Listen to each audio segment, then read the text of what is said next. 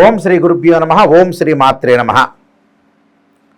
చాతుర్గ్రహ కూటమి 4 గ్రహాలు గురువు యొక్క క్షేత్రమైన ధనస్సు రాశిలో కలిసి ఉండటం.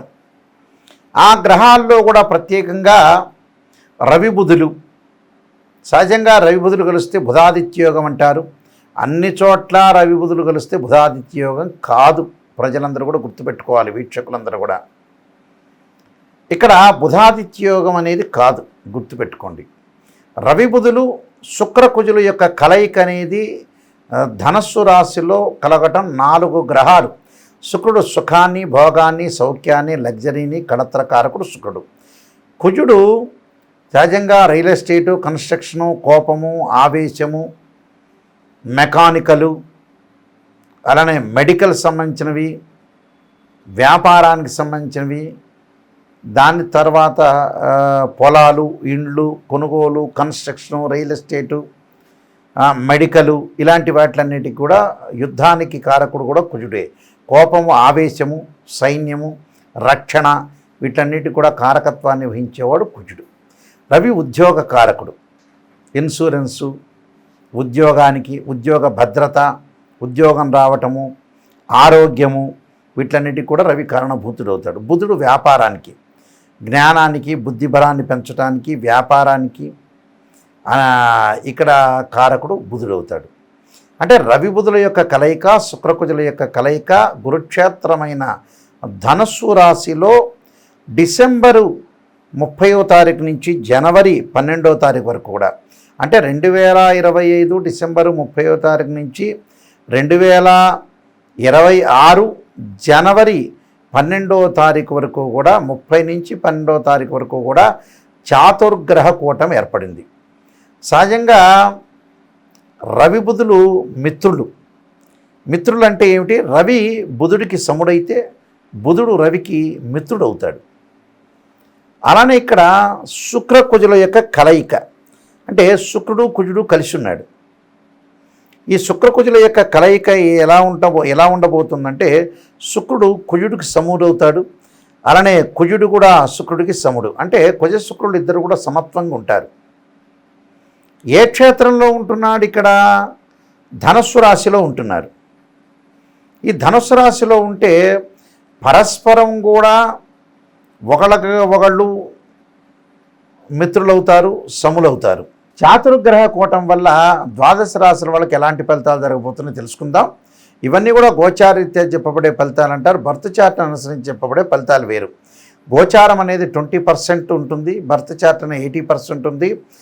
80% ఉండే సపోర్ట్గా. అంటే మనకి ఏదైనా సరే అదృష్టం కలిసి రావాలంటే వితిన్ సెకండ్స్లో అదృష్టం కలిసి వచ్చే అవకాశం ఉండేదే గోచారం అంటారు. నేను పదే కూడా మీకు చెబుతున్నా, గోచార ఫలితాలు ఏ విధంగా ఉంటాయి, బర్త్ చార్ట్ ఫలితాలు ఏ విధంగా ఉంటాయో అనేది మీకు పదే ప్రతి వీడియోలో కూడా చెప్తున్నాను. కాబట్టి ఇక్కడ మేషాది ద్వాదశ రాశుల వాళ్ళకి చాతుర్గ్రహ కూటం వల్ల ఎలాంటి ఫలితాలు రాబోతున్నాయి, ఎలాంటి విషయాల్లో మీరు జాగ్రత్త తీసుకోవాలో ఒకసారి మనం తెలుసుకుందాం. సింహరాశి వాళ్ళకి చాతుర్గ్రహ కూటం వల్ల ఎలాంటి ఫలితాలు జరగబోతున్నాయి.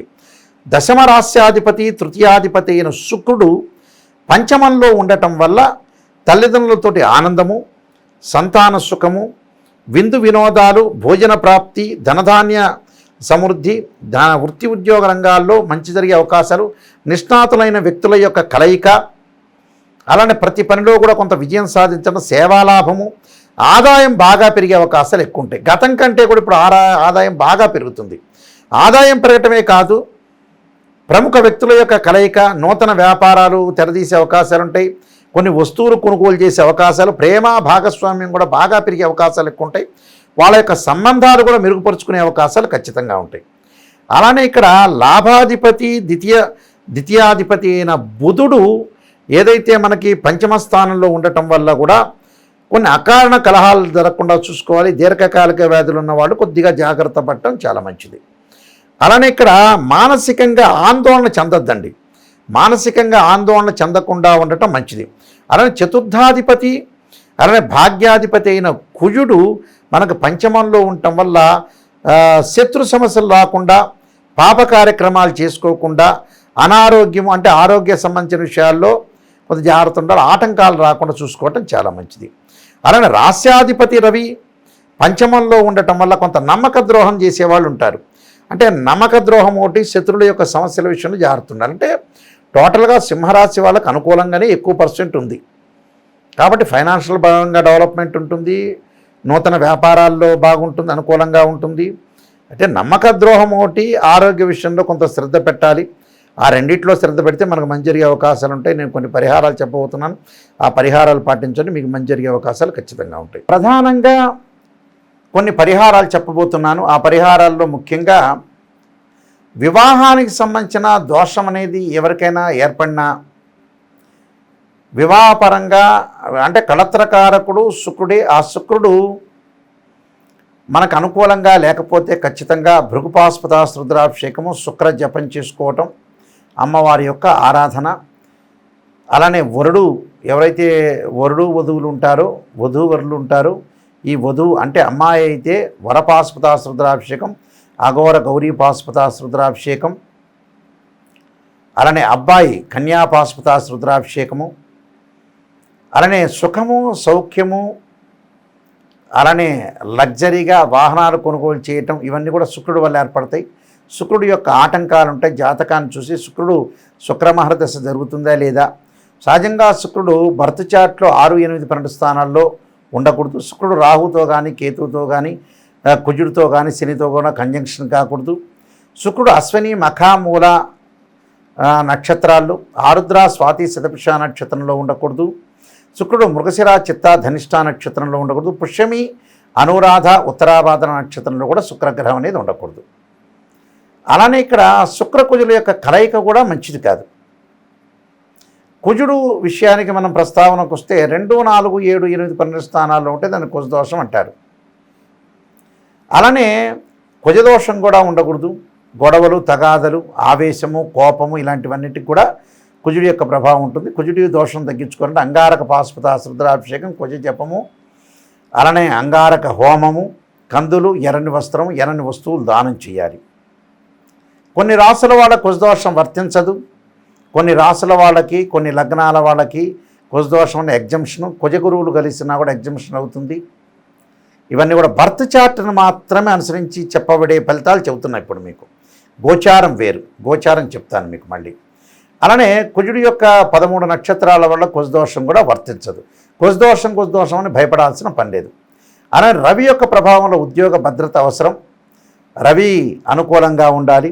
అలానే రవి దోషానికి ప్రత్యేకంగా కుజుడు, రవి దోషానికి కుజుడికి నేను ఇందాక చెప్పినట్టు అంగారక పాశుపతాస్త్ర రుద్రాభిషేకం, అంగారక పాశుపత హోమము, కందులు దానం చేయమన్నాం. అలానే రవికి సూర్య నమస్కారాలు, సూర్యుడి యొక్క ఆరాధన, జిల్లేడు సమిధలతోటి సూర్యుడి యొక్క హోమం చేయటం. ఆదిత్యాయుధ్నే సహస్రమూర్తాయుధిమే తన్నో సూర్య ప్రచోదయాత్ అనే మంత్రాన్ని చక్కగా చదువుకోండి. అలానే బుధుడి యొక్క ప్రభావం వల్ల వ్యాపారపరంగా, వృత్తిపరంగా అనుకూలంగా లేదు. అలానే వీళ్ళు తప్పకుండా ఓ నమో నారాయణాయ నమః అనే అష్టాక్షరి మంత్రాన్ని చదువుకోవటం, విష్ణు సహస్రనామ పాలన చేసుకోవటం, బుధవారం రోజున నవగ్రహాల యొక్క ప్రదర్శన చేయటం వల్ల కూడా వీళ్ళకి మంచి జరిగే అవకాశాలు ఖచ్చితంగా ఉంటాయి. ఇది సహజంగా మనం అనుసరించాల్సిన విధానం. కానీ కొన్ని ఫార్ములాస్ ఉంటాయి గోచారరీత్యా ఫార్ములాలు ఏ రాశి వాళ్ళు ఆ రాశి వాళ్ళ విషయంలో చూసుకోవచ్చు. ఎలా చూసుకోవాలి? ఒక రాశి ఉంది, ఆ రాశి నుంచి శుక్రుడు 1, 2, 4, 5, 8, 9, 11 స్థానాల్లో ఉంటే శుక్రుడు మంచివాడు అని అర్థం. కుజుడికి వచ్చేటప్పుడు 3, 6, 11 స్థానాల్లో ఉంటే కుజుడు మంచి చేస్తాడని అర్థం. రవి 3, 6, 10, 11 స్థానాల్లో ఉంటే రవిగ్రహం మంచిది. అలానే బుధుడు వచ్చేటప్పుడు 2, 4, 6, 11 స్థానాల్లో ఉంటే బుధగ్రహం మంచిది అని అర్థం. ఇవన్నీ కూడా గోచారరీత్యా చెప్పబడే ఫలితం. అంటే తన రాశి నుంచి ఎన్నో స్థానంలో బుధుడు ఉన్నాడు, ఎన్నో స్థానంలో గురువు ఉన్నాడు, ఎన్నో స్థానంలో శుక్రుడు ఉన్నాడు, ఎన్నో స్థానంలో కుజుడు ఉన్నాడు చూసుకోవాలి. చూసుకుంటే మనకి తెలుస్తుంది. అయితే మీరు ప్రతిదీ కూడా గోచారం వేరు, బర్త్ చార్ట్ వేరు. గోచారం అందరికీ కూడా వర్తించదు. బర్త్ చార్ట్ అనేది పర్సనల్ చార్ట్ అంటారు. రాశిచక్రము, భావచక్రము, నవాంశము, D16 చార్ట్స్ తెలుసుకోవాలి. దశలు, అంతర్దశలు, ఏ లగ్నానికి ఏ దశలు కలిసి వస్తాయి, ఏ లగ్నానికి ఏ దశలు కలిసి రావు, ఏ గ్రహాలు కలిసి వస్తాయి, ప్రస్తుతం చేసిన వృత్తి ఏంటి, వ్యాపారం ఏంటి, ఉద్యోగపరంగా ఏంటి, వివాహ ఆటంకాలు ఏంటి, హెల్త్ సంబంధించిన విషయాలు కానీ, హెల్త్ కానీ, మ్యారేజ్ సంబంధించిన విషయాలు కానీ, ఫైనాన్షియల్ విషయాలు కానీ ఎంప్లాయ్మెంట్ కానీ ఇవన్నీ కూడా బర్త్ చార్ట్ ద్వారా మనకు తెలుస్తాయి.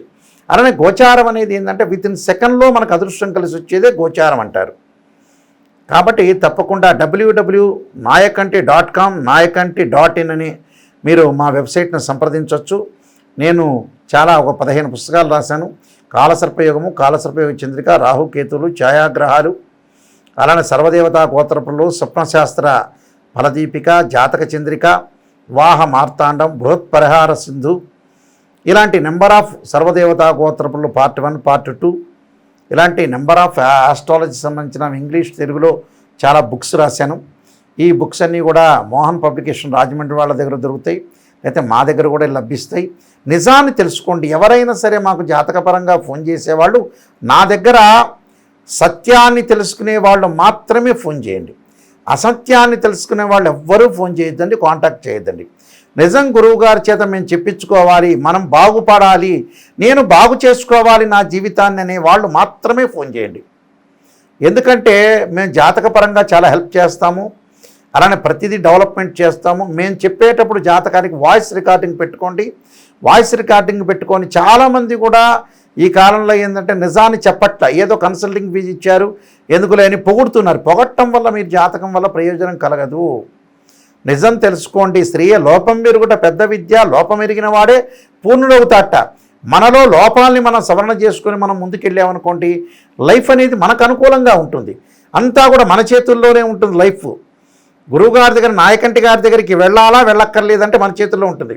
వెళ్ళాలి, ఆయన ద్వారా తెప్పించుకోవాలి, ఆయన అపాయింట్మెంట్ తీసుకోవాలి అనుకునే వాళ్ళు ఆ స్క్రీన్ మీద స్క్రోలింగ్ అవుతుంటుంది మా నెంబరు. ఆ నెంబర్కి మీరు కాంటాక్ట్ చేయొచ్చు. డైరెక్ట్గా ఆ నెంబర్లు నా దగ్గరికే వస్తాయి, మా అసిస్టెంట్ దగ్గరికి ఎవరికి రావు, నా దగ్గరికే డైరెక్ట్ వస్తాయి. కాబట్టి ప్రత్యేకంగా మీరు ఖచ్చితంగా తెలుసుకోండి. తెలుసుకోవటం వల్ల మీకు మంచి జరిగే అవకాశాలు ఖచ్చితంగా ఉంటాయి. కాబట్టి నిజాన్ని తెలుసుకోండి, ఏది కూడా మోసపోవద్దండి. నిజం ఏంటనేది తెలుసుకుంటే మీకు ఖచ్చితంగా ముందుకు వెళ్ళే అవకాశాలు ఖచ్చితంగా ఉంటాయి. మీ అందరికీ కూడా ఆ పార్వతీ పరమేశ్వరుల యొక్క అనుగ్రహం ఉండాలని ఆశిస్తూ సర్వే జనా సుఖినో భవంతు.